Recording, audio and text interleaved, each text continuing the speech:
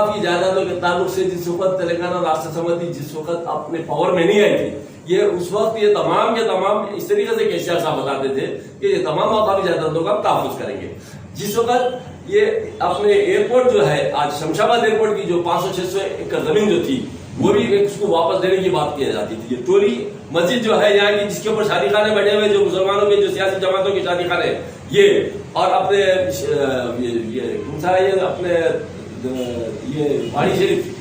शरीफ बाबा हजरत बाबा पहाड़ी शरीफ की जो दरगाह है, इसके तहत जो जमीन है, जाकिर मियां की दरगाह, ये तमाम के तमाम जायदादों की तहफ़्फ़ुज़ की बात करते थे। लेकिन आज बालापुर की जो बहुत बड़ी ये जायदाद है वक्त की, ये तमाम के ताल्लुक से बोले, लेकिन इस तमाम के जायदादों को बोले, लेकिन इसके बाद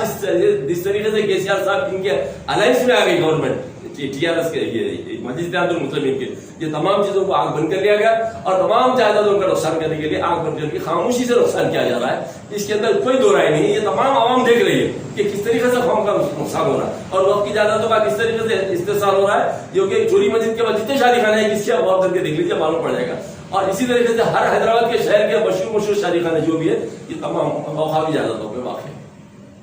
अस्सलाम वालेकुम मेरे अजीज दोस्तों, बुजुर्गों, साथियों, माँ बहनों, मैं मोहम्मद अब्दुल हक खमर और जनाब हमारे शकील साहब और आमिर साजिद साहब, आज यहाँ पर हमारा अपना एक स्टेटमेंट देने का मकसद ये है, और बिलखुसूस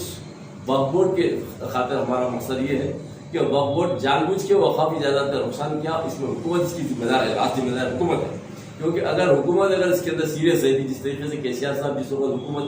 बनने से पहले जिस तरीके से उन्होंने बोले थे कि भाई वक्फ की जायदाद मुसलमानों की, उसका तहफ़्फ़ुज़ करना हमारी जिम्मेदारी है, तो उनका भी काम था कि वक्फ की जायदाद की तहफ़्फ़ुज़ के लिए आप एक फरीक बन के आप सुप्रीम कोर्ट में नहीं लड़ते, आप सुप्रीम कोर्ट में आप फरीक बन के लड़के औकाफ की जायदाद को आप सरकारी जमीन के ऐसे से लड़के आपने यानी कि नाकाम किया। और आज हमारे को ये मालूम पड़ रहा है कि औकाफ बोर्ड को इस तरीके से प्रेशर डाला जा रहा है कि औकाफ बोर्ड की दोबारा अपने रिव्यू पिटीशन में भी ना जाए, और इस मामले में वक्फ बोर्ड जिस तरीके से यानी कि रोने वालों के जो आंसू पोंछा जाता है, उस तरीके से पहले के जो एक्स चेयरमैन थे मोहम्मद सलीम साहब, उन्होंने अपने स्टेटमेंट में ये कहा था कि हम रिव्यू पिटीशन में जाएंगे और हम दोबारा इसके अंदर हम क्या रिव्यू डाल के हम इसके अंदर सब अपने मेहनत करके इसके अंदर कामयाबी हासिल करेंगे। लेकिन अफसोस इस बात का है कि यहाँ पर कोई ऐसे हालात बनते हुए नजर नहीं आ रहे कि रिव्यू में जाएंगे, क्योंकि ना तो सीओ साहब इसके अंदर जिम्मेदार एहसास है उनको, ना सीओ साहब इसके अंदर दिलचस्पी लेने की कोशिश कर रहे हैं, ना तो ये नए बोर्ड मेंबर्स आए हुए हैं। नए बोर्ड मेंबर तो अभी पूरे तरीके से बोर्ड अभी तश्कील भी नहीं हुआ, और हमारे को यानी कि ऐसे इत्तलात मिल रहे हैं कि वह बोर्ड बिल्कुल क्या मतलब सीएम साहब के जो अहकामात है उसको फॉलो करने वाला है। तो जाहिर सी बात है, जब सीएम साहब के जो अहकामात को फॉलो करेगा तो सीएम साहब चाहते हैं कि ये औकाफ की जायदाद जो है वो गवर्नमेंट की जायदाद हो। तो जाहिर सी बात है, जब गवर्नमेंट की जायदाद का जब चीफ मिनिस्टर साहब के दायरे में है, तो जाहिर सी बात है वक्फ बोर्ड को यानी कि इंस्ट्रक्शन देंगे कि आप रिव्यू में जाने की जरूरत नहीं है। तो लिहाजा हमारा ये तमाम लोगों के साथ और आवाम के सामने ये बात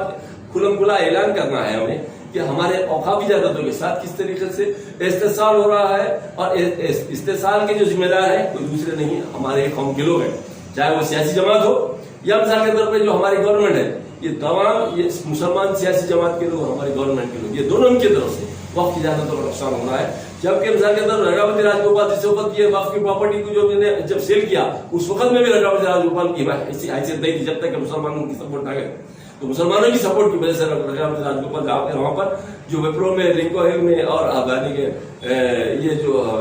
जायदाद के ऊपर जो 1654 एकड़ और 32 गुंठे जो जमीन थी, इसकी जो प्लाटिंग करके जो हजारों करोड़ों की जायदाद जो बर्बाद करे, ये तमाम ये जिम्मेदार है। इसलिए मैं अवाम नास के सामने ये बात खुल्लम खुला ऐलान करना चाहता हूँ कि आप लोग होश में आए, और भी मजीद जायदाद जितने भी वक्फ रहेंगे आइंदा इसी तरीके से जाते रहेंगे। अगर आप आग बंद कर लेंगे और कान बंद करके खामोश बैठे रहेंगे तो नुकसान होते रहेगा। ये तमाम चीजों के लिए आप तमाम के सामने मैं ओपन कर देना चाहता हूँ कि आप लोग अपने औकाफ की जायदादों को आप भी समझिए और उसकी हिफाजत के लिए इसका डिक्लेरेशन आने के बाद अपना इस्तीफा और दाखिल कर दिया, और अपने सीटों पर जो है ना एक मंसूबे तहत वहां पर बैठने का एक रूल पे किया। तो रिव्यू की आपकी जो मांग है, जिस तरीके से नए मेंबर्स हैं ये तो इसके ऊपर एक्टिव नहीं होंगे, तो पुराने मेंबर्स जो आज इस्तीफा देकर अपनी जगहों पर बैठे हुए एक पोजीशन लेकर गवर्नमेंट की नज़र में अच्छा बनने के लिए कहीं ना कहीं वक्फ बोर्ड की जायदादों के साथ और मुसलमानों के जज्बातों के साथ खेला गया, या फिर इनको लूटा गया?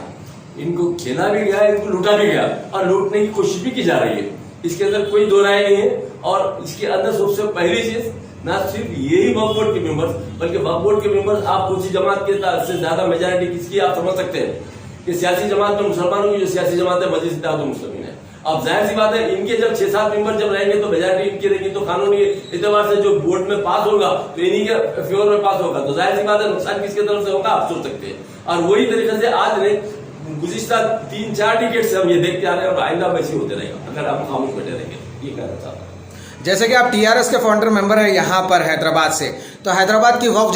جائیدادیں آج خطرے میں ہے, تو کیا کے سی آر صاحب کا پہلے سے پلان تھا کہ جب ٹی آر ایس فارم میں آ جائیں گی تو حیدرآباد کی مسلسل وقف بورڈ جائیدادوں کو قبضہ کریں گے, ان کے پیسوں سے جو ہے اپنا راج چلائیں گے, اور یا پھر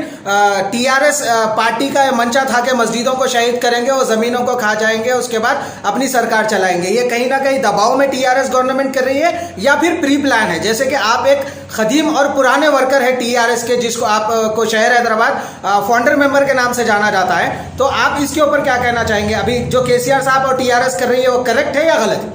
سب سے پہلی چیز آپ کی بات کو میں جواب دینا چاہتا ہوں کہ اوقاف کی جائیدادوں کے تعلق سے جس وقت تلنگانہ راشٹر سمیتی جس وقت اپنے پاور میں نہیں آئی تھی, یہ اس وقت یہ تمام کے تمام اس طریقے سے کے سی آر صاحب بتاتے تھے کہ یہ تمام اوقافی جائیدادوں کا تحفظ کریں گے. جس وقت یہ اپنے ایئرپورٹ جو ہے آج شمشاباد ایئرپورٹ کی جو 500-600 ایکڑ زمین جو تھی وہ بھی اس کو واپس دینے کی بات کی جاتی تھی. یہ ٹولی مسجد جو ہے یہاں کی جس کے اوپر شادی خانے بیٹھے ہوئے جو مسلمانوں کے جو سیاسی جماعتوں کے شادی خانے یہ, اور اپنے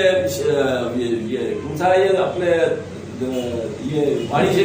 پہاڑی شریف بابا حضرت بابا پہاڑی شریف کی جو درگاہ ہے اس کے تحت جو زمین ہے جاگیر بلا کی درگاہ, یہ تمام کے تمام جائیدادوں کی تحفظ کی بات کرتے تھے. لیکن آج بالاپور کی جو بہت بڑی یہ جائیداد ہے وقت کی, یہ تمام کے تعلق سے بولے, لیکن اس تمام کے جائیدادوں کو بولے, لیکن اس کے بعد جس طریقے سے کے سی آر صاحب ان کے الائنس میں آ گئی گورنمنٹ ٹی آر ایس کے یہ مجلس اتحاد المسلمین کے, یہ تمام چیزوں کو آنکھ بند کر لیا گیا اور تمام جائیدادوں کا نقصان کرنے کے لیے آنکھ بند کر کے خاموشی سے نقصان کیا جا رہا ہے. اس کے اندر کوئی دو رائے نہیں. یہ تمام عوام دیکھ رہی ہے کہ کس طریقے سے قوم کا نقصان ہو رہا ہے اور وقت کی جائیدادوں کا کس طریقے سے استحصال ہو رہا ہے. جو کہ چوری مسجد کے بعد جتنے شادی خانے ہیں کس کے غور کر کے دیکھ لیجیے معلوم پڑ جائے گا. اور اسی طریقے سے ہر حیدرآباد کے شہر کے مشہور شادی خانے جو بھی ہے یہ تمام اوقافی جائیدادوں پہ واقع ہے.